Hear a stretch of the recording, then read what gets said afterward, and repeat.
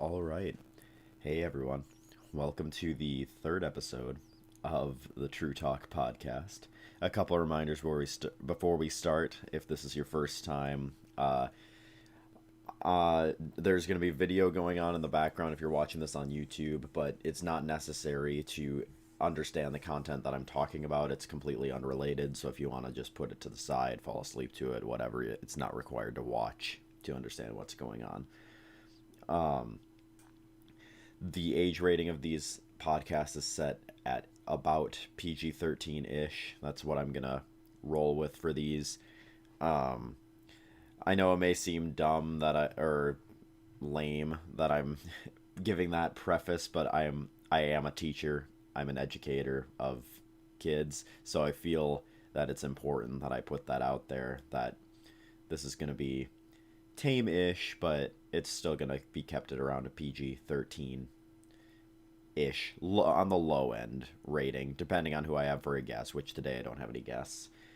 Today, our topics. I actually haven't recorded a podcast in a while. I've been really bad about finding time to do this because I've been packing all my stuff for moving.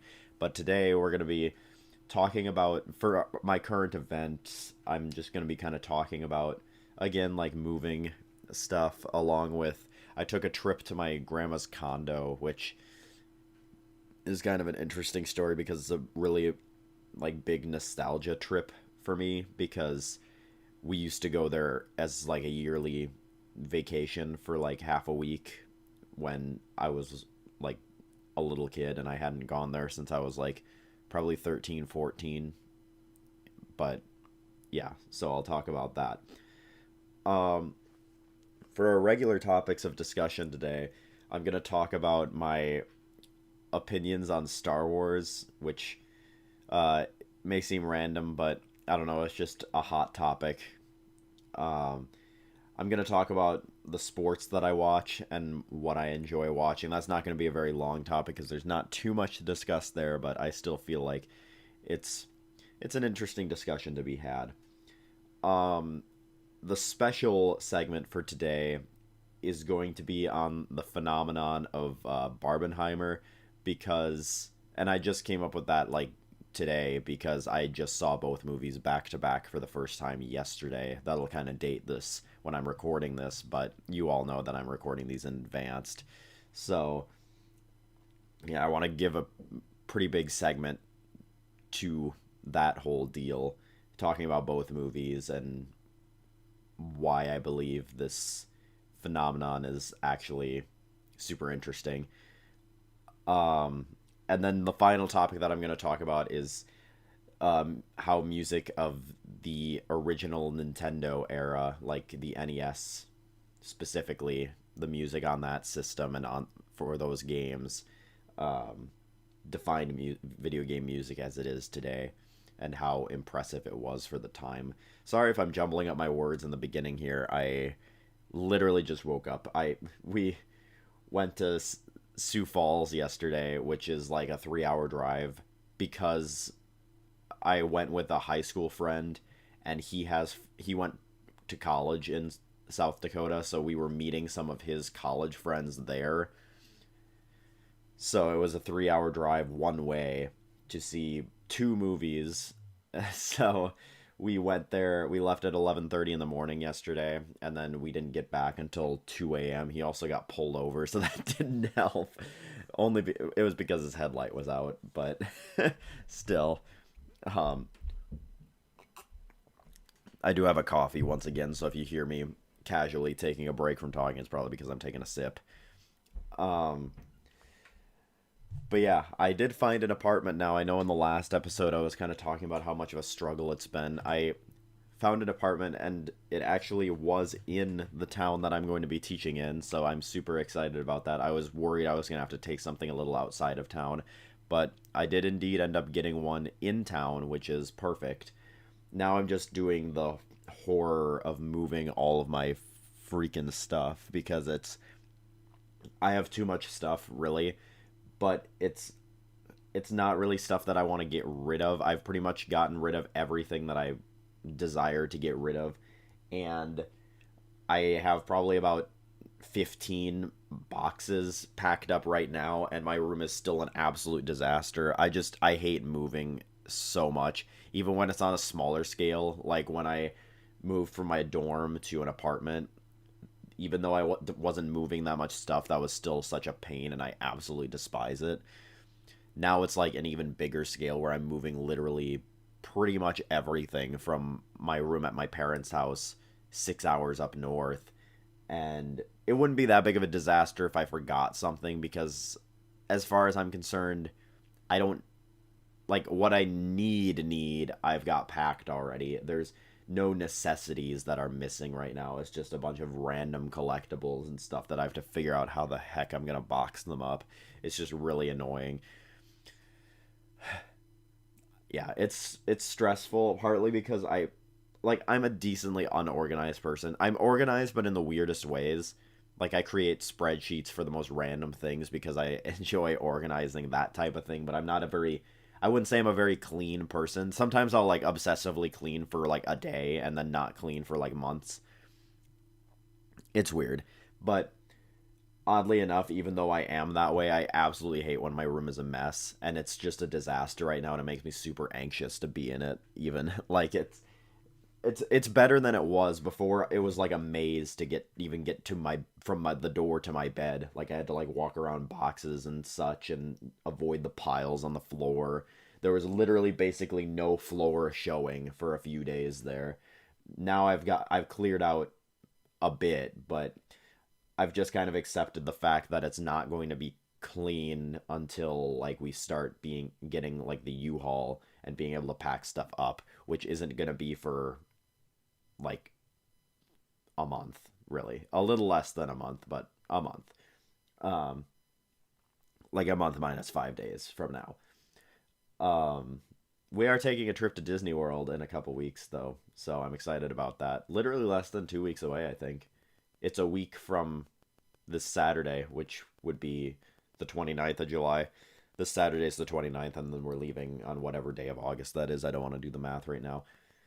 But yeah, I also took a trip to my grandma's condo, as I said, which is fun. It's a little less fun when I'm like an adult because it felt way bigger when I was a kid, like especially a little kid. Like it felt like I had a lot of room to vibe in there, but really it's I mean, if you've been in a condo, you probably know, but it's literally like a living room, an outdoor patio, a kitchen slash dining room area, one small hallway, a bathroom, and a bedroom. There's not really I'm a person who likes my privacy. Like I get anxious when I have to be around people other than just me for extended periods of time.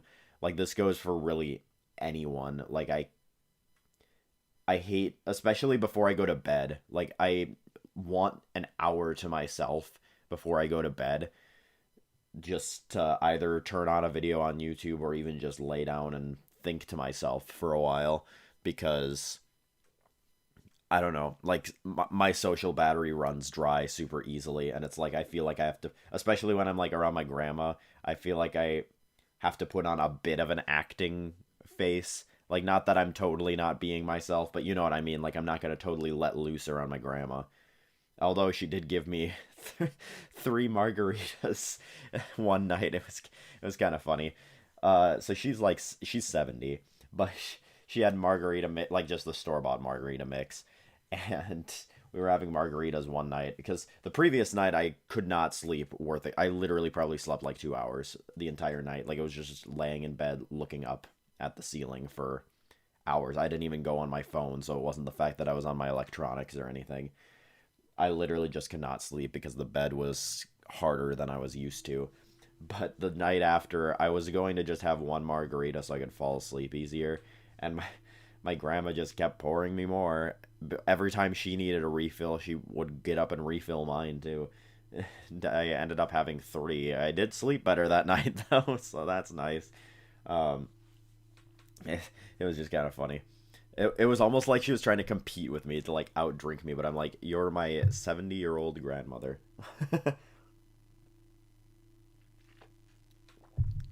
But yeah, I barely really remember what we used to do there when I was a kid. I remember the major things that we did. There's a pool on site, which we spent a lot of time in because my sister and I really liked to swim when we were kids. I still do, but the pool is again, it's super small now that I'm older, and it doesn't get very deep. It only gets to 6 feet, and I can't touch in 6 feet. I'm less than 6 feet tall, but it's like the area that I can actually swim in without worrying about my feet kicking the ground is pretty small. So there is that fact. But I had some fun racing my brother around the pool because he's still young. um, and then there's an amusement park there as well. We got wristbands and rode on rides. By we, I mean my brother and I, because my grandma and my mom weren't going to go on any rides to speak of.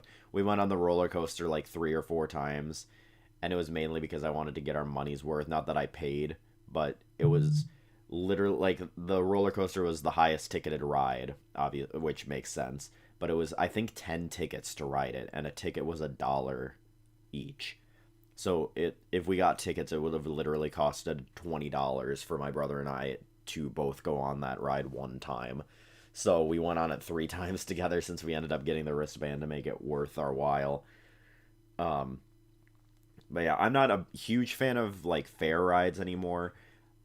Mainly rides that spin. Like they don't bother me that much, but I've kind of gotten to the point where I way prefer roller coasters over like the not like typical fair rides. Like obviously I can handle the tilt-a-whirl and the scrambler, but like the rides where it like spins so fast that you get pressed up against the wall, like those ones. I think it's called like the Starship, whatever, thousand in some places. Like those types of rides, I can't handle as well anymore. And like the Zipper, where you constantly are going upside down and stuff.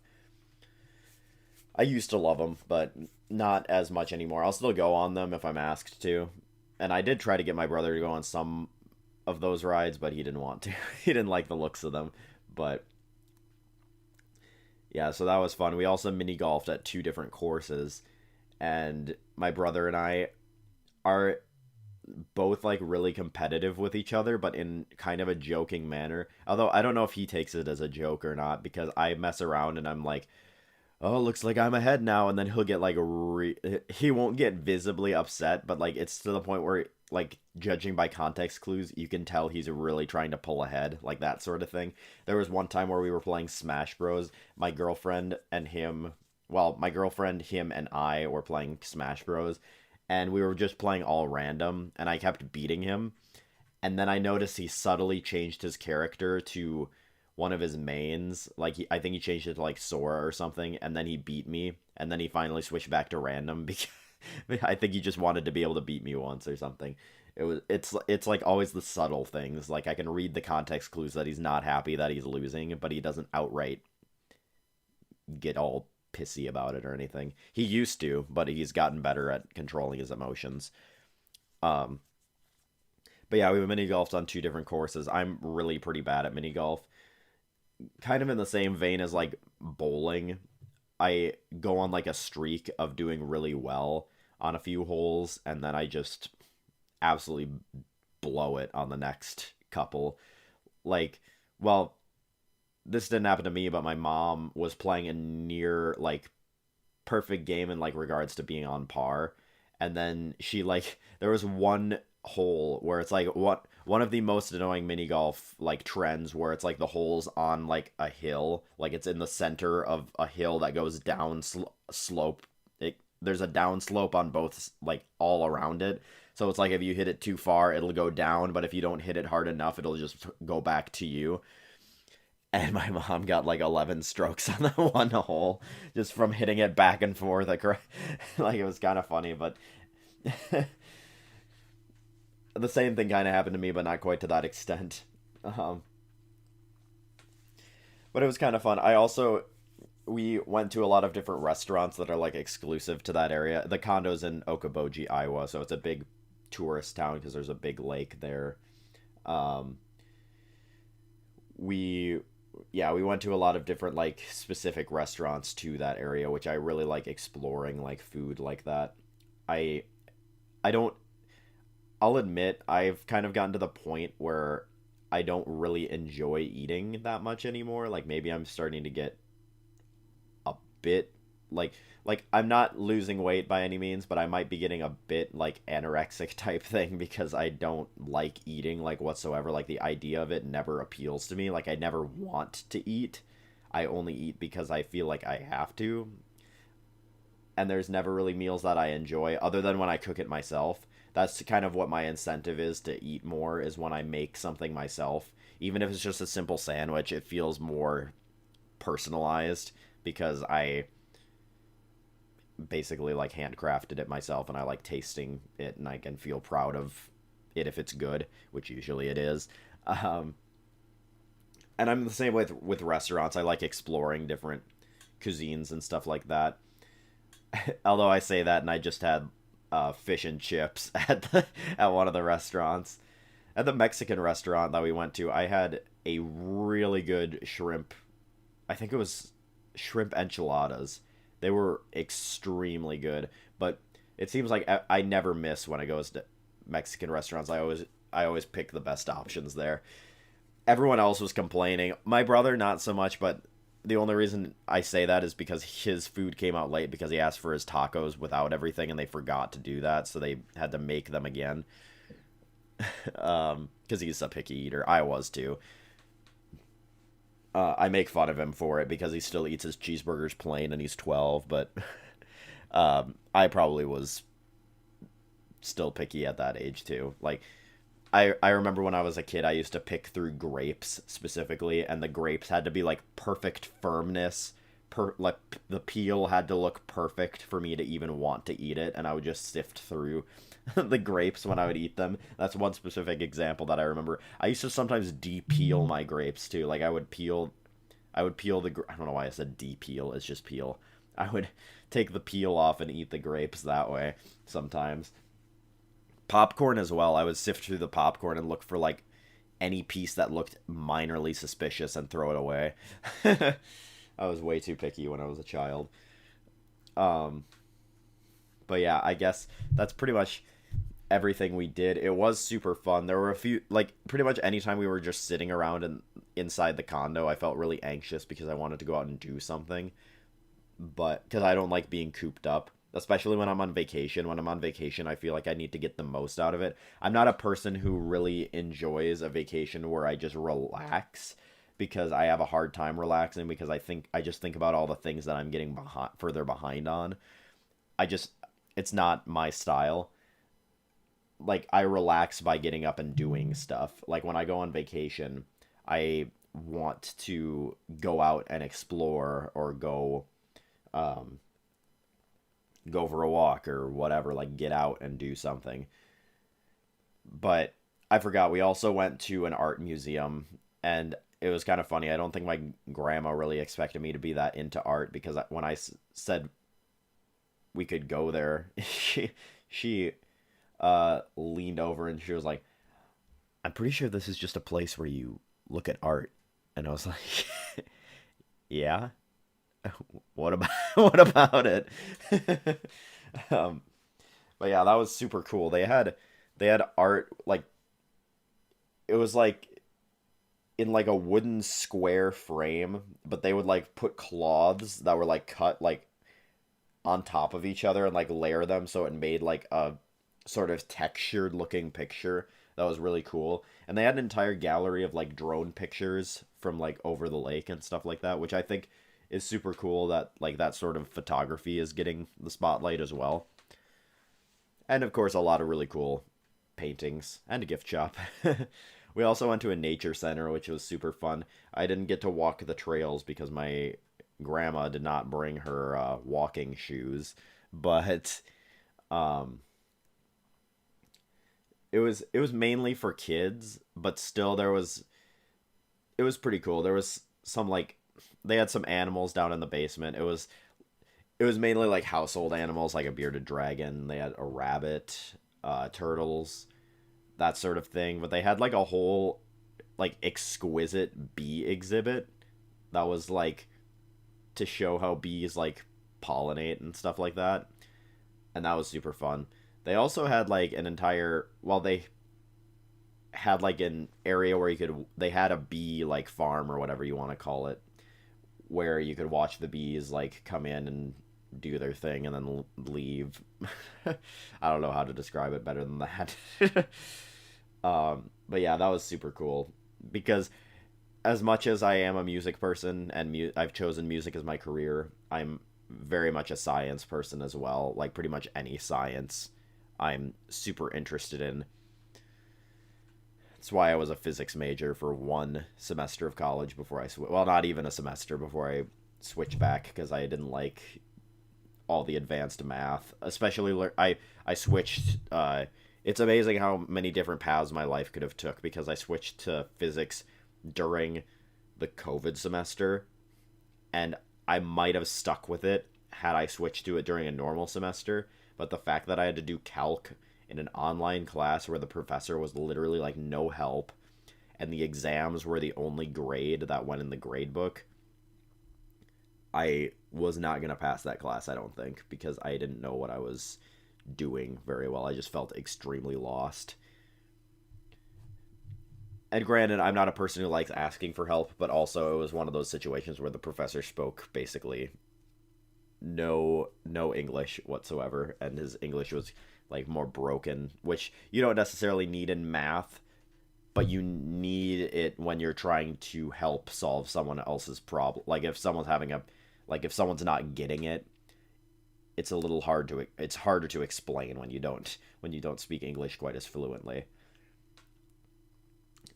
Okay, moving on because I went on a few major tangents there. Um, the next topic is my not so strong opinions on Star Wars. I don't know. I really like Star Wars as like a fandom, I guess is what you would call it. Like the words escaping me as like a universe. I really like Star Wars. The fans kind of ruin it because I don't know. I'm not very critical of movies. I've found out like there have been movies that I haven't liked, and it's usually just movies that I am bored during and like don't understand the point of. I'm pretty easily entertained when it comes to movies because I don't like make it my job to consume movies all the time. Whereas video games, I'm a lot more critical of because I don't want to waste my time. Like, I have so many good games that I haven't played yet that I want to get to, that if I'm wasting my time playing a bad game, it feels like I'm doing a disservice to everything else. But I've talked about my Star Wars rankings on this channel before. I made a tier list. I think the video is taken down now after the great purge of 2023. But um, I still will defend The Last Jedi. It's not my favorite Star Wars movie. It's my second favorite. But I really like The Last Jedi. Let's just go in order. Um, like episode 1 to episode 9, what I think of all the movies. It's hard because I should have watched them before this, but this is basically going on memory because I haven't seen Star Wars in a while. The latest thing that I watched was Obi-Wan. I watched the first 3 episodes of Obi-Wan Kenobi with my parents a few days ago. But Phantom Menace, I really like it because it really establishes the politics of the prequels in a super well done way. I could easily see an argument for episode 1 being like the best Star Wars movie is, or not the best Star Wars movie. Sorry, my nose is getting plugged. The best prequel movie. People probably already clicked off before I got to explain myself there. But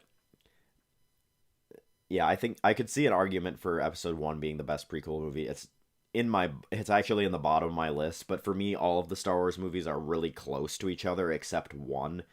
Like if I didn't have to spread them out into different tiers on a tier list, they would honestly probably all go in about the same tier, other than like 2 or 3 at the top and 1 at the bottom. All of the Star Wars movies I think are relatively the same in quality in reality, in my opinion. But again, I'm not very critical. Like I will never claim to be a professional movie critic or anything like that. I just enjoy going to movies. I enjoy watching them. And if I can escape from reality for a while I'm doing so, yay. um but Star Wars Episode 1 has the iconic Duel of the Fates, which was kind of overshadowed by a later lightsaber battle in the prequels, but it honestly is so well done. The intensity of that battle, especially the part where Qui-Gon dies, is super well done. Like I don't see a lot of love for Phantom Menace. I know I had one friend in high school that Phantom Menace was their favorite Star Wars movie, period. That was before all the sequels came. Well, I doubt the sequels passed them. I think when Force Awakened, he was already crapping on it. But, um, yeah, I don't know. I really like Phantom Menace. It is a lot slower than other Star Wars movies, I would say. Well, not necessarily. Episode 4 is pretty slow, too. But yeah, episode 1 was relatively slow. It had Jar Jar Binks, which was a lot of people were not a fan of. Honestly, he's not that annoying to me. Like, I could see how people were really pissed off by him when it first came out because there was not really a character like that in 4 through 6. Like, C3PO was there, but he wasn't necessarily like an annoyance. He was just regular old comedic relief. Jar Jar Binks was a little obnoxious, but I really don't think it was that egregious, like as egregious as people make him out to be. I think he was fine. Um, and the pod racing scenes, like, I'm not a big fan of like racing movies in general. Like, I don't watch them, but like when there's a racing sequence like that in movies, I think that was super well done, and it spawned a really great Star Wars game.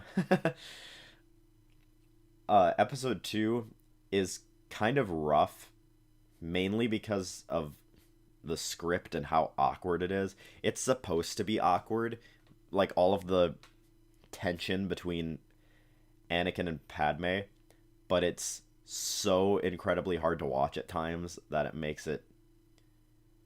I don't know.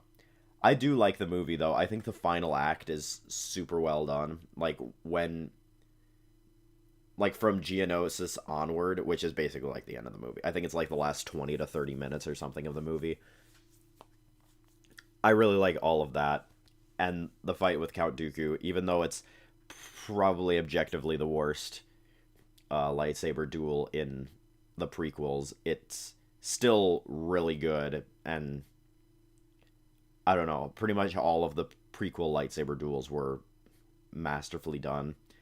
And it was super cool on Geonosis seeing all of the Jedi come out and just have a massive battle in there. But again, the movie's pretty slow and has a lot of like really weird romantic scenes. Like I felt like those could have been done a lot better. Like I don't know. It just like it served well to build the tension, but it it was just awkward. Like it was again like hard to watch at times. Um so yeah, I flip flop between whether I like episode 1 better than episode 2 or not. Usually when I watch episode 2, I'm pleasantly surprised by it. Like I forget that it's actually halfway decent. Before the sequels came out, I used to say it was objectively the worst Star Wars movie, and I refused to watch it like ever again because I thought it was terrible. But like every time I rewatch it, I'm surprised by like it's not as bad as I remember. It's still like probably the lowest Star Wars movie other than the one that I think is like really bad, but um but like I said, all of the Star Wars movies are really relatively close to each other. Like in terms of ranking wise, like I only rank them because like there has to be some sort of hierarchy. They're really on pretty similar footing. Episode 3 is my favorite Star Wars movie, easily. And there is some like awkward scenes with like pretty bad script in it, but I don't think it's nearly as bad or cringy as episode 2. And the climax of episode 3 is the best like sequence in all of Star Wars. Like from Order 66 to Anakin fighting Obi-Wan while Yoda's fighting Palpatine to the wrap-up part where Luke and Leia are born and they're brought to their respective places. I don't know. I just think it's, I don't want to say perfection because it's really not, but in sense of like Star Wars movies, I think it really is as close to perfection as the series comes. God, I'm having issues with my nose. Like I have drainage like between my nose and my throat, which I know is probably gross, but like if I sound like really nasally randomly, it's because like when I talk, it's like coming up almost, and it's really obnoxious. Um, but yeah, like I said, Episode 3 is my favorite Star Wars movie by far. There's so many really good duels in it as well. Like I'm a big fan of lightsaber duels. There's the one with Anakin and Obi-Wan against Count Dooku. There's Obi-Wan against General Grievous. There's basically just Mace Windu against Palpatine.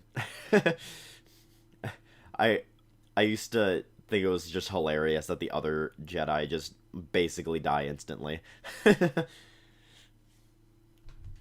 I guess it shows Palpatine's power, but still, I just think it's funny. Like it's almost like they were getting in the way. Like it was better for Mace Windu that they that they died. And it is a movie that's just like tragic. Like, or I remember as a kid, it's probably not as dramatic now, but as a kid, just trying to think about all the ways that like the movie could have been changed to change the outcome to make it have like a good ending.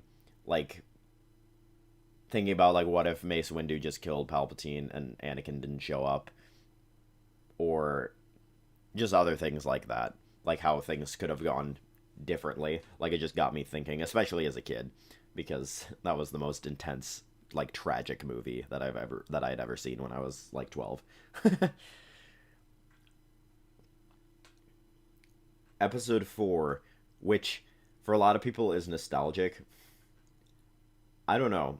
I have a hard time getting into 4. It's a nostalgic movie to watch because it is by definition a classic. Like it's dated, I would say, but in a nostalgic way. Like it's not dated like some of the like classic Star Trek is dated. I don't want to make that comparison, but classic Star Trek in my opinion is way more dated than classic Star Wars. Because classic Star Trek is older, I will say that. I'm not dumb, but I'm just I don't know. I'm just trying to put it in perspective. Like I feel nostalgia when I watch the original Star Wars movie, even though it's not from my time. But I will say it's really, really slow. Like I know it's supposed to be more of like a fantasy elements movie than having crazy high like fast paced action. And I don't know, I do like what it stands for, but it's towards the bottom of my list as well, just because I think like every other movie after that just expanded on it and did it better. But it can't be understated what the original Star Wars means for just even the world of movies. But then speaking of Empire Strikes Back, I know it's a lot of people's favorites, and I know why, because it was sort of the original like cliffhanger type movie where it doesn't really have a necessarily positive ending, and it leaves you in suspense and disbelief at the end of it.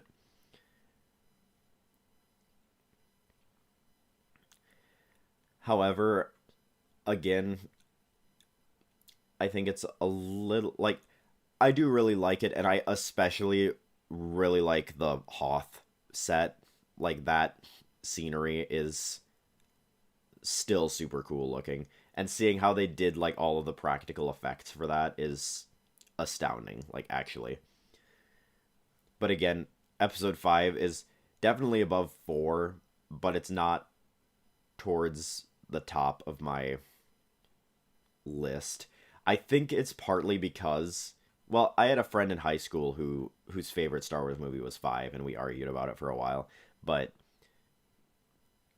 for the most part, I think most of the people who really like 5 and say it's like a masterpiece are the people who saw it originally in the theater, and people who like got to fully experience the drama of the cliffhanger and the disbelief you feel at the end of it, which is like how what I got with Infinity War, almost like that sort of thing, where it's like you don't expect the villain the the the villain to win, really, like, because Darth Vader really does win in that movie. He gets what he wants,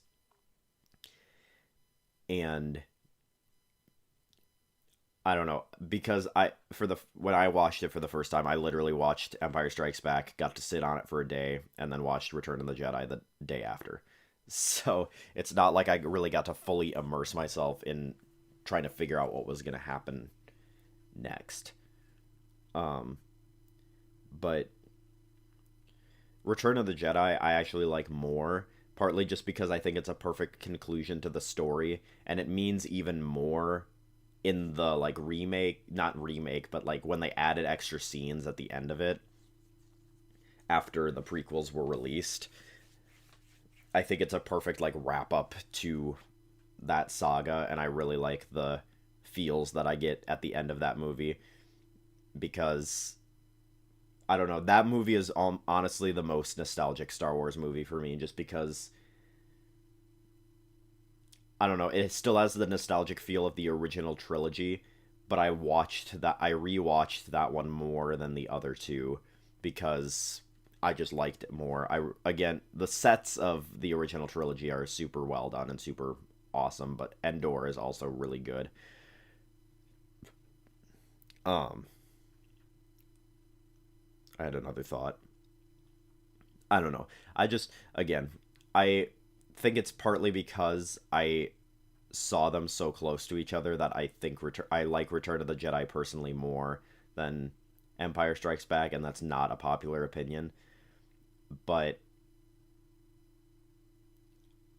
I don't know. I just really like how perfectly it wraps everything up. Like I don't think it could have been done any better.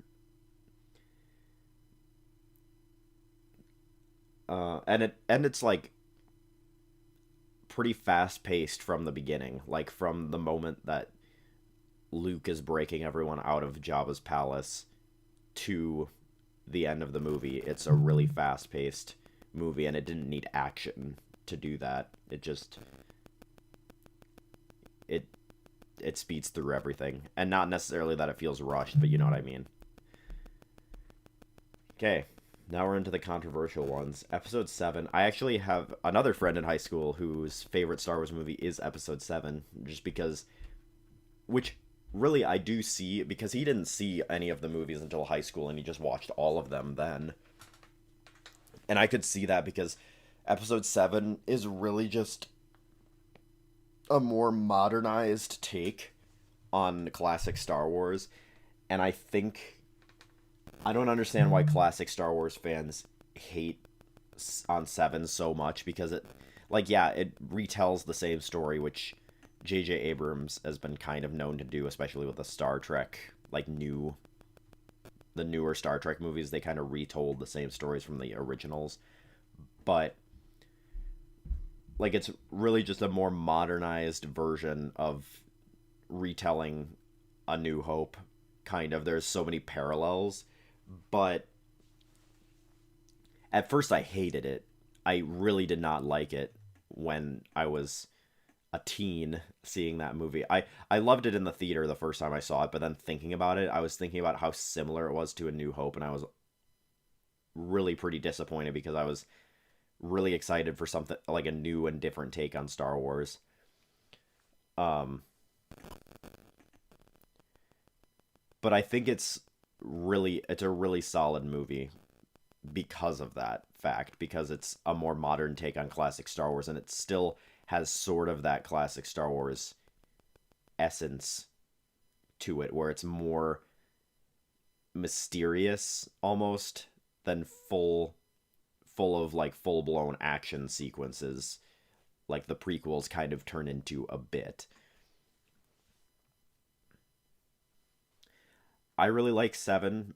I like it more than A New Hope for sure. Like I don't remember how I ranked the movies on my tier list. This is me going off the top of my head, but for right I don't know if they'll match up or not if I go and check it out later. But for reference, I think Attack of the Clones is on the bottom, then Phantom Menace, then A New Hope, then Empire, then Force Awakens, and then Return of the Jedi, and then on top, Revenge of the Sith. I think that's my ranking as of now. And I had already said um, Last Jedi is my second favorite Star Wars movie behind Revenge of the Sith. I I understand a lot of the points that people make for why they hate it, but it just got so toxic that I think the fans ruined it on both sides, I'll say. I will play the both sides issue here, where I think the people who defended it got toxic because they just attacked people who didn't like it for literally no reason and gave no reason as to why. Like there were not civil discussions about this movie whatsoever. I don't think I ever saw people just actually making points at each other, and it was more just yelling. Um, and then same with the other side. People who didn't like the movie were just bashing anyone who did, and it was really, really aggravating for a while, and still is because people still do that. It's just infected Star Wars discourse since this movie came out. It's been nothing but negativity since then, really. But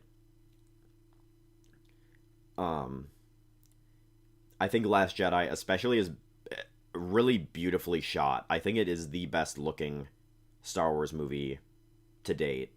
Like there are so many just beautiful scenes in that movie. Like it's kind of a spectacle to watch. I saw it I think like 5 times in the theater, and it just got better for me every time. It was my favorite movie for a while until I simmered down on it a bit. But I still do really like it. The problem that a lot of people have with it is that the plot, like, it really is just a slow, like, they're trying to escape. They're running on low fuel supply and they're slowly trying to escape the Star Destroyer in the slowest space chase of all time, really, for the entire movie. And then the trip that they take to whatever that gambling planet is. I honestly can't remember. I haven't. No, it's not Corellia. That's Solo. um, I can't remember the name of it off the top of my head. I keep thinking Jakku, but that's not it. It's really gonna bother me because it's on the tip of my tongue, but I can't think of it. You know what I'm talking about. It feels like that entire planet is like that entire sequence is unnecessary to the entire movie because it ends up being like just being there to pay off a giant plot twist anyways. But I don't know. I think it was necessary to pay off that plot twist because if they didn't go there at all, it wouldn't have built up the drama the way it did to the ultimate climax where we have like the first part where Kylo Ren kills Snoke. That blew me away. Like I was like shaking in the theater the first time I saw that. I was like hyped. And then the sequence where they're fighting over the lightsaber and it breaks in half the same time that she light speeds through the ship, and I don't know. It all was really well done, I thought. And to me, if they didn't go to that planet and go on that major like detour, it would not have paid off all the twisting and turning that happened later. A lot of people disagree with Luke's character in that movie as well. And honestly, I don't really get why. Like, people just refuse to try to think for 2 seconds about why maybe Luke doesn't need to be just this flawless hero.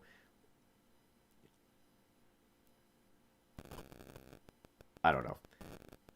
I think it's a good subversion of expectations, because what people were expecting was that she would go to be trained by Luke and he'd be like this crazy powerful Jedi now after all these years. But in reality, he has exiled himself because he's ashamed of his actions. It's just like, you can never have a flawless character, because without flaw, then the characters are just flat and bland. And maybe you could argue that Luke was at the end of his arc at the end of Return of the Jedi anyways, so maybe he shouldn't have had any shifts. I could see arguments for both, but I don't know. I still really like the movie and don't think it felt terribly out of pocket for him to be acting the way that he did. Um, well, now we're to the final main movie. I will talk about like Rogue One and Solo and some of the TV shows briefly, but not too much, because I've already spent a lot of time on this, more time than I expected to. But Rise of Skywalker is just not good.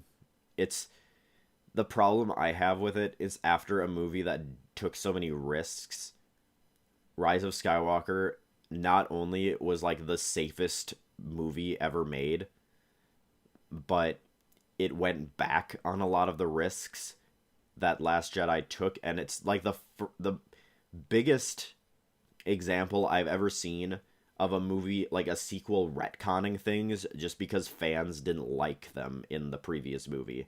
Like, I don't think I've ever seen that before in anything else. Like, it felt like people didn't like Rose, so Rose didn't have a major part in Rise of Skywalker. People thought it was stupid that Holdo used light speed to go through the Star Destroyer and destroy it, so they didn't retcon it, but they were basically like, oh, that's a one whatever maneuver, no one will ever do that again. Like, it just felt like it took so many unnecessary jabs at the previous movie, and I think that's partly because there was no real vision for the trilogy. I will say, as a trilogy, it's not good. Like, I like Last Jedi as a standalone movie, but as a trilogy, the sequels are really not good, and I think it's because of the lack of direction and the lack of a cohesive plan. Like, it felt like J.J. Abrams came in, did his thing, left. Johnson was left with that movie, made his thing, left, and there was no collaboration to really weave everything perfectly together. And that's how we got the line, somehow Palpatine has returned. Like, I don't know. Rise of Skywalker just feels, like I said, extremely safe. Like, there were no surprise. Like, even in the theater, when I was sitting there and it was like all hope was lost when Rey was fighting Palpatine and all the ships were going down, I was like, well, now everyone's going to show up. It's going to be the big moment right now. And then sure enough, everyone showed up. It was the big moment, where all the ships ended up getting the signal and actually came. What do you know? What a surprise. I don't know. It just felt really, really bland. Like, I could see them playing it safe after The Last Jedi not doing good in, like, I don't know, the general viewer's eyes. but I think they they overcorrected way too much, and the movie just felt bland and almost lifeless because of it. I wanted to go in liking Rise of Skywalker. I was really excited for it when I saw the trailers, and then it just ended up being kind of boring. So I think it's just not good. And I know I just said like people shouldn't be toxic and just enjoy the Star Wars movies for what they are. I enjoy Rise of Skywalker, but it's not like I just think it's so it it could have saved the trilogy if it would have just been cohesive. Like maybe if they brought Ryan Johnson back on to have his vision for the sequel to his movie. Maybe he didn't want to after all the fan outcry, but I don't know, what we got just was not it, and it just cemented that trilogy as being not good. So I just think that's the worst part of it, is that there was literally no payoff for the entire trilogy. It just felt like a mess. But that's the main Star Wars movies. Rogue One, I'm gonna just say I really do like Rogue One, and a lot of people say it's like one of the only good things to come out of Disney Star Wars. And while I disagree with that statement, I think it's an absolutely like beautiful movie, especially like the ending sequence. Not just like the Vader scene, but like when the planet is exploding. I think it's super well done. And it proves that you don't necessarily need Jedi or lightsaber battles to carry a movie. Um, Solo, I think I've seen it twice, and it's okay. It's it's a movie that I enjoy just because it's kind of its own thing. It's pretty one-off, and it really captures the essence of being like in the Star Wars universe but different. Like it feels almost like a western, which I actually really like. Like I think it has such a different tone from regular Star Wars movies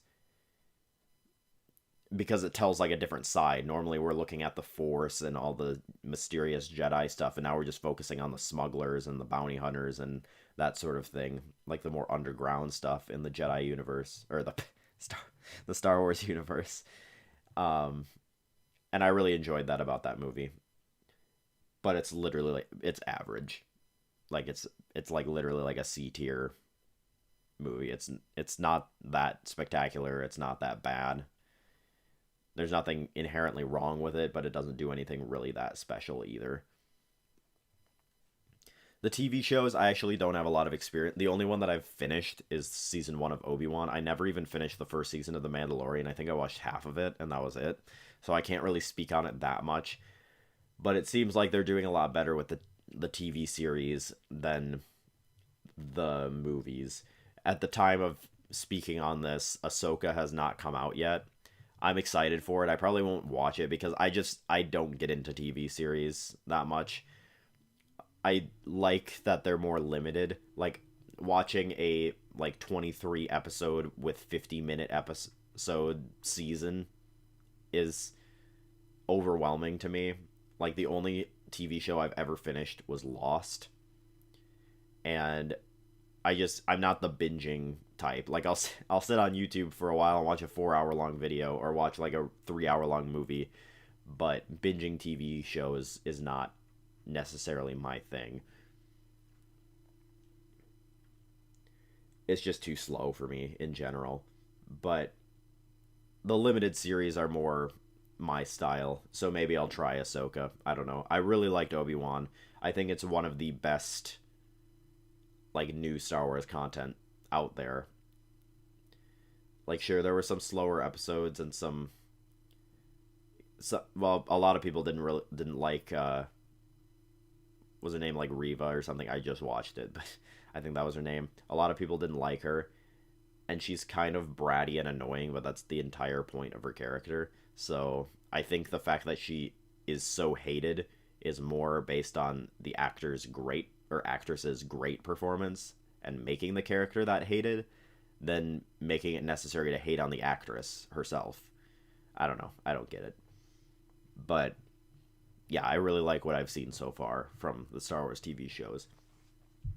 Well, now that I've talked about that topic for a while, let's move on.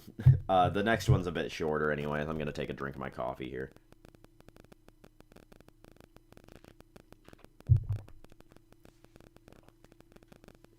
So, sports that I watch, just so that you can kind of get an idea of what I might be talking about in the future when sports are more active. The only sport that I really watch a lot is football. That's American football to specify. Mainly because it's a short season. It's 17 games and then playoffs rather than having to keep up with so much with pretty really any other sport. I like especially in the beginning of the NFL, like when it starts every year, I watch multiple games a day. Like on Sunday, I pretty much spend the entire day watching football for the first at least like 5 weeks. Then I start only watching Vikings games or games that matter in terms of like division rivals and that sort of thing. But like in the beginning, I'll watch like a game at noon, a game at 3, and a game at 7:30, and then I made it a tradition to go to Jake's Pizza Monday nights to get pizza and watch whatever the Monday night game was. Um, I don't know. Football is definitely my favorite sport to watch, at least on TV. I honestly like basketball more when I'm there in person. Basketball is probably my favorite, like live sport to watch because I've been to so many games, being that I was in pep band and stuff in both high school and college. And basketball was kind of a major sport, especially in high school. In college, it was more hockey, but in high school, basketball was our main pep band event. We went to pretty much, well, yeah, we went to a lot of basketball games, especially when you consider my entire high school career. And basketball is definitely my favorite sport to watch live, even though I was watching like just college and high school games. I would still say that. I've been to, I think, one Timberwolves game ever, but I don't know. I really like it. But in terms of like professional basketball, I will watch a game if my dad has it on the TV. But in general, I only really watch the playoffs at the end when it's just like the good teams playing each other and the games are get really intense then. That's when I stay up to watch basketball is those nights cuz it's again basketball there's just so many games in a season it's hard to keep up with and like commit myself to I'm going to watch it like every night that it's on, and usually the games will go pretty late. So it's like I don't necessarily want to do that every night that a basketball game's on. Same deal with hockey, but to a lesser extent. I'm not actually a very big fan of hockey, not because I don't like the sport, but I feel like it's just because I don't really know the intricacies of it nearly as well as I know basketball and football. And I haven't played basketball and football, so I can't speak on it that much, but it's like I've watched them so much that I feel like I know when like a crazy good play happened where like hockey it's like there's so little scoring in it because it's more of a defensive game. Like the it I don't know. I just don't know the intricacies of hockey as well to know when there's like a hype play happening as well as I know basketball and football and I can get way more excited over those because I know that like Mahomes throwing a 50-yard touchdown pass is a crazy cool moment. I don't know. I couldn't pick that out in hockey. I do occasionally tune into the playoffs in hockey though. Baseball is really boring. I've been to more funnily enough, like professional baseball, I've been to multiple Twins games and a few like local um baseball games that are just like this town like minor league type stuff. We used to go to them all the time because my dad worked at the bank and he got free tickets. So we used to go literally like every game, but I actually have signed bats. But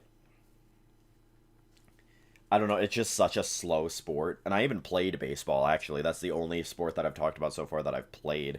I played baseball. I mean, it was in fifth grade, but I did play baseball, and I enjoyed it, from what I remember. It's such a slow game, and even it's not this one with baseball. It's not even that I don't understand the intricacies of it.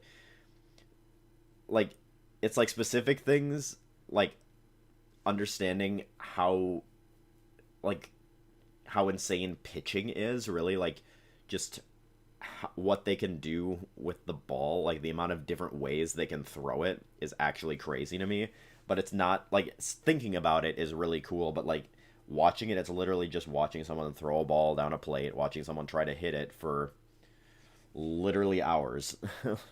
Like, I keep up with the scores, like I keep up with if the Twins are doing well, but it's not something that I ever really watch unless my dad has it on and refuses to change it. Um, I don't know. I just think it's super boring, and maybe that's just me. Maybe it's me not understanding the appeal, but baseball, I think, is, for me, for my viewing pleasure, it's bottom of the list. Like, I don't even really watch the playoffs unless it's on. Like, if I go to like a sports bar or something and it's on, I'll watch because I have to, but other than that, nope. Golf, honestly, watching golf on TV, because it's been so streamlined, because they switch between people so frequently and they make it like really viewer friendly. I've only watched like two or three on TV, like tournaments, but honestly, it's kind of enjoyable, and it's kind of nice just to have it on in the background and just like maybe be playing my Switch on handheld mode or something, and I like look up and watch someone make a putt or something like that. Like, it's kind of nice for that purpose. It's probably not something I would engage myself in the entire time, but I think it's a little better than baseball for me in that regard. And then soccer, I can't really speak much on soccer slash everywhere else is football, because I really have never seen a professional game of it. Like, maybe I should watch it, but I feel like it'd be similar to hockey because it's a similar style of sport where it's really low scoring and you're going for, it's more defensive than offensive. So there's not a lot of points scored in a soccer game, and I feel like I just wouldn't understand the intricacies of it, so I probably wouldn't like it that much if I did watch it. And that's really pretty much it, other than the niche stuff. Like, I remember one time we turned on the TV and there was a what is it, cornhole tournament or whatever. Bowling is super fun to watch once in a while, kind of like golf. It's super cool to see people who are actually really good at bowling do it, but it's like, it's pretty repetitive. I wouldn't watch it all the time. Okay, I need to take a drink of my coffee and then I'll move to the next topic.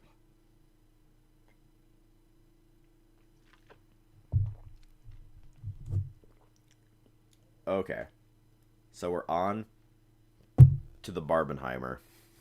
Um, like I said, I just saw both movies back to back yesterday. 5 hour ordeal. It was a super fun time. Um, it's just interesting to me thinking about how these movies pushed each other, or really, I feel like Barbie pushed Oppenheimer almost. Like, more people went. I feel like people didn't see Barbie because they were going to Oppenheimer nearly as much as the other way around, where people saw Oppenheimer. Or wait, do I have that backwards? I don't know. I was thinking about it the other day, and there's one, I can't remember what I came to the conclusion of. Like, it feels like one side is, it's leaning more towards one side than the other, where someone going to the Barbie movie isn't necessarily going to be, well, actually, yeah, I think more people who went to the Barbie movie are going to be drawn to go to Oppenheimer than people who go to Oppenheimer being drawn to go to the Barbie movie. It's just interesting because the genre and tone of the films is so drastically different.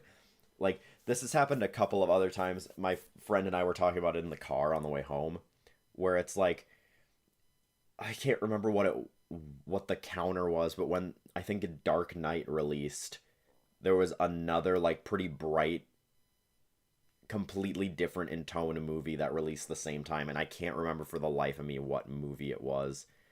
And he was saying the same thing kind of happened with The Last of Us, like in video gaming, like The Last of Us and something else came out the same year or the same day. I want to look it up now because it's gonna bother me. Hold on. What movie came out the same day at... I think it was Mamma Mia. I think it was Mamma Mia came out the same day as either Dark Knight or Dark Knight Rises. And they, in a similar sense, they kind of countered each other so people would go see one and then go see the other. Because I think it's two separate experiences. The only other time that I've gone to see two movies in the same theater and in the same day was when Bumblebee and Aquaman came out. I don't remember if they even came out the same day. I just remember I went to one and then I went to the other, and that's the only other time that I've done that. And that was more because I heard that Aquaman wasn't that good, so I wanted to leave with a good taste in my mouth. I want to know what came out the same day as The Last of Us. What game came out the same day as The Last of Us?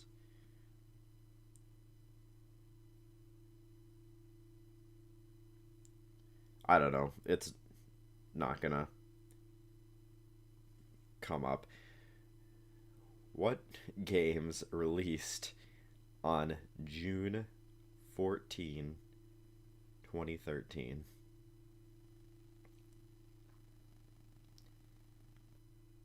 Maybe I'm thinking of something else.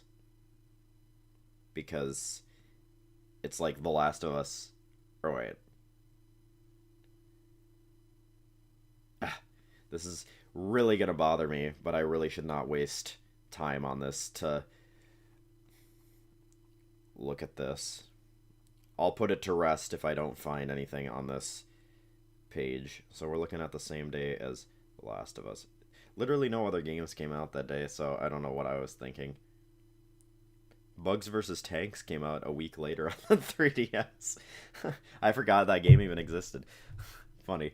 But yeah, it's just so interesting that how the marketing of these movies works so well.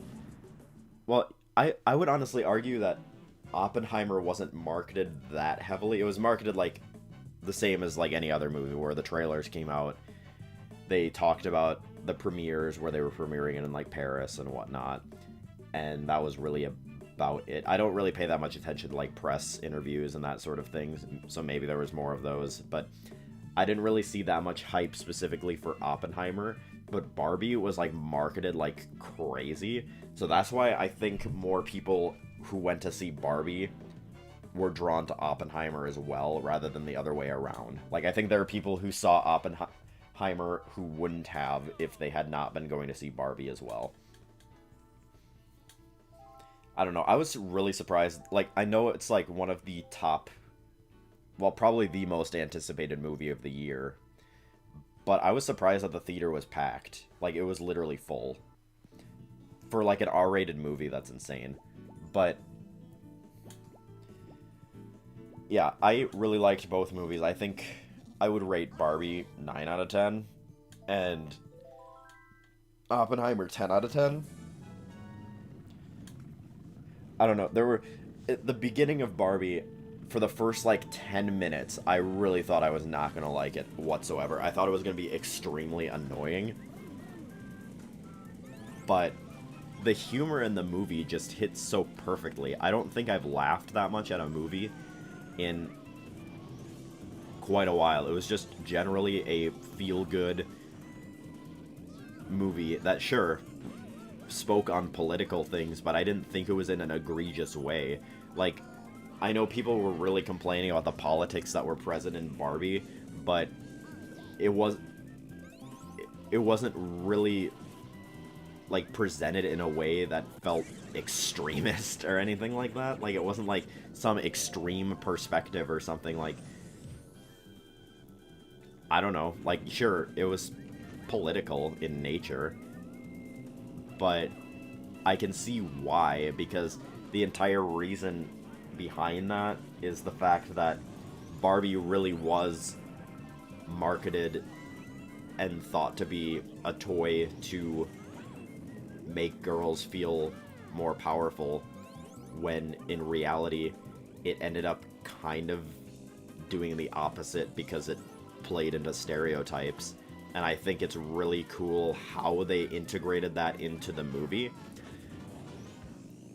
and still kept it really lighthearted. Like, it wasn't like a documentary study on the effects of Barbie on the teenage girl's mind or whatever. It was a lighthearted and funny movie that still spoke on political elements without overstepping the boundary, I think. And I think it was legitimately perfect in what it presented in the movie. And honestly, I was just thinking about how cool that movie is for the female audience. Like, maybe I'm not necessarily the definite target audience of it, but I had a lot more fun with the movie than I thought I was going to. Like, it was legitimately really, really good. And I don't know. Like, I was sitting there thinking a few times, like, man, I'm sure this is a really powerful movie for the female audience. And I really like it for that, and I really like it for just how much fun I had during the movie. It's hard for me to rate it like a 10 out of 10, just because it didn't necessarily feel like a joke of a movie. Like, I don't want to say that, because that kind of puts a bad taste in your mouth. It's still a 9 out of 10, but I just don't think... Like, I don't know. I hope you get what I'm trying to say, that for my reasoning why I can't exactly say it's, like, perfect. I don't know. It had some minor, like, pacing issues where the first and last act were extremely good, and the set design was so freaking on point, and the costume design too. Like, I don't know how, well, makeup, but the actresses in the Barbie world almost looked like plasticky and perfect, which they were supposed to. And it was actually super incredibly well done. And then Oppenheimer, on the other hand, was way darker and just a complete different tonal movie, which is why it's so interesting that these two kind of have become intertwined with each other. But I think it's probably the best movie I've ever seen. I wouldn't say it's my favorite, but I would say it's objectively the best. It's not my favorite simply because I think the rewatchability is pretty low. Like, it's not a movie that I would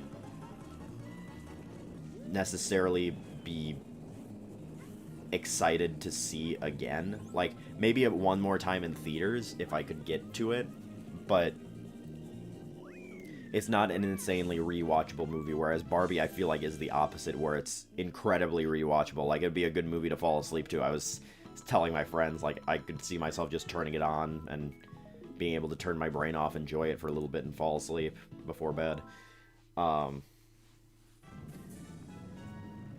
But just the sheer, like, the amount that movie got me thinking, Oppenheimer that is,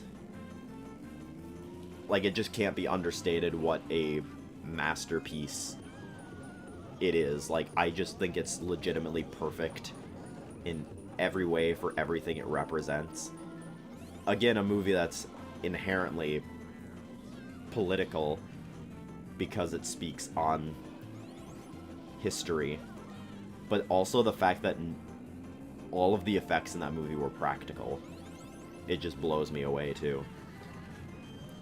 And the moment where the bomb goes off, like the test bomb, and it's just silent before it just blows you away with sound. Like, the sound design is super on point. Like, literally everything about Oppenheimer was on point, and that's why I say I think it's legitimately the best movie I've ever seen, like, objectively. But again, not my favorite, because I wouldn't necessarily I wouldn't enjoy it as much as I enjoy watching other movies, because it's not necessarily a turn your brain off and enjoy it. You have to kind of engage with it a little bit to understand everything that's going on and fully appreciate the art that is Oppenheimer. I don't want to speak too much more on it just because we're getting up there on time and I have to eat lunch soon, but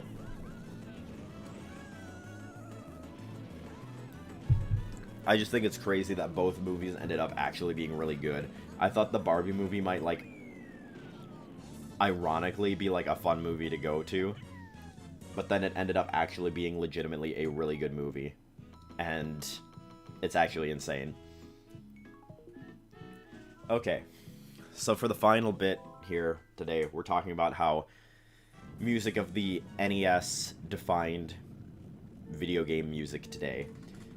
NES music is kind of what people think of when you say video game music, because, well, it's getting better now, but it used to be anytime you brought up video game music, people would just think about the beeps and bloops that were the original sound fonts of older games or, like, arcade games.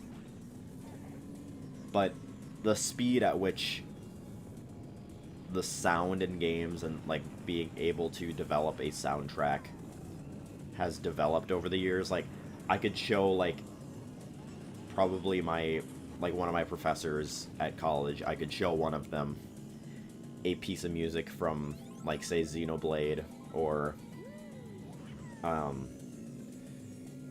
Nier Automata. Trying to give other examples. I'm having a hard time thinking. Like The Last of Us, God of War, Elden Ring.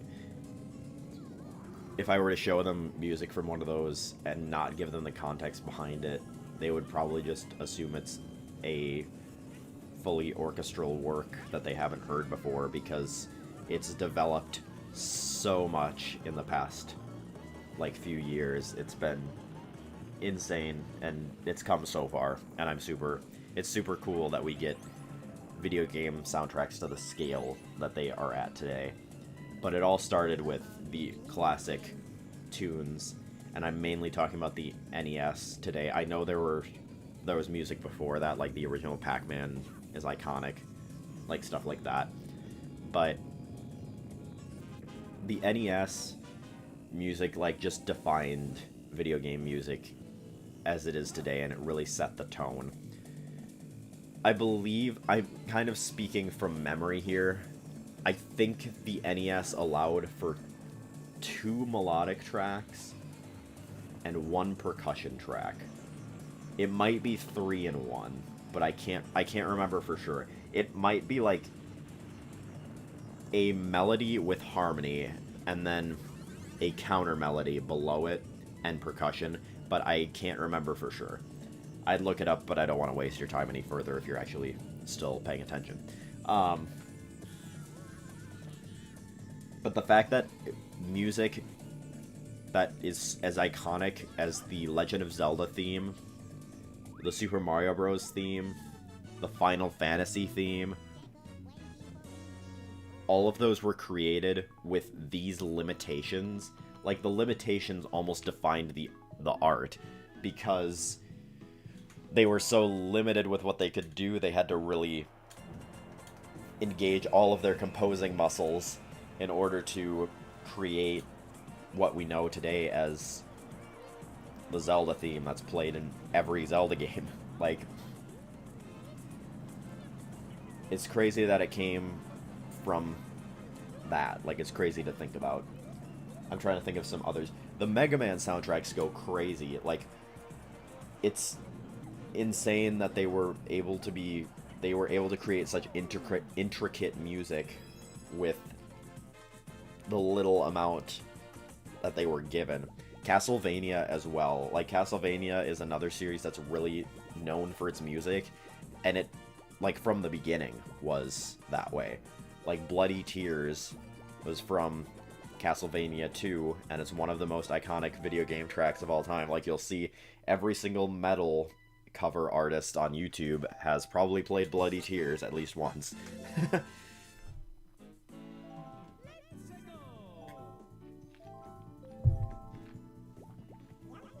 There's just so many iconic tracks that were just started from the NES era. And even like some obscure games, like RC Pro-Am. That game has an insane soundtrack, and it's not that well known. Cobra Triangle as well.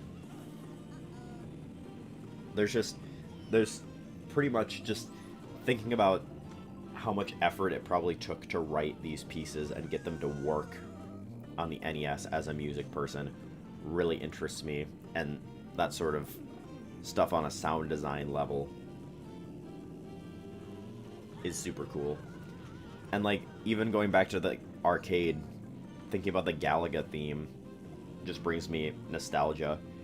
And it's like it's a short little fanfare, but the ability that these composers had to write something that is so iconic,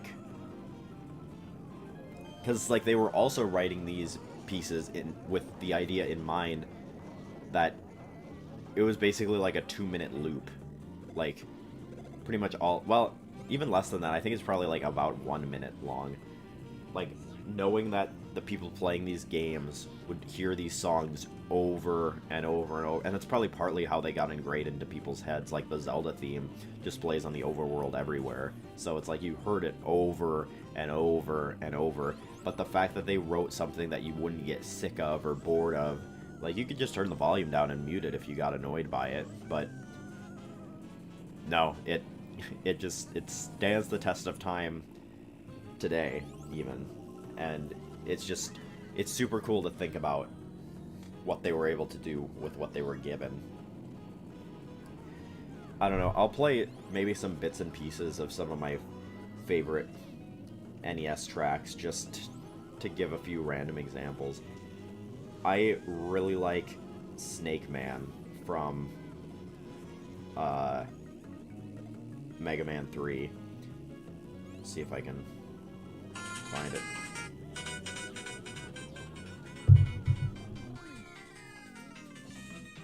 Like, just, there's the bass line. It's bass line, percussion, and melody right now. And here there's 3 tracks. Because there's melody, there's a background sort of thing going on, and there's a bass line, and there's percussion.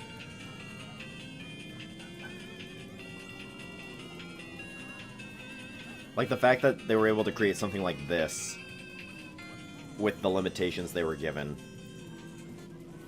is super cool. What's another one?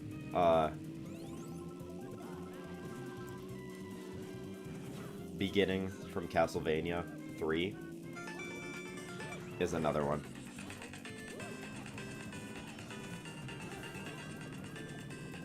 Like, it just perfectly captures the essence of what they're going for. But they were limited to only, like, 3 melodic tracks and 1 percussion track. And they were still able to write something as cool as this.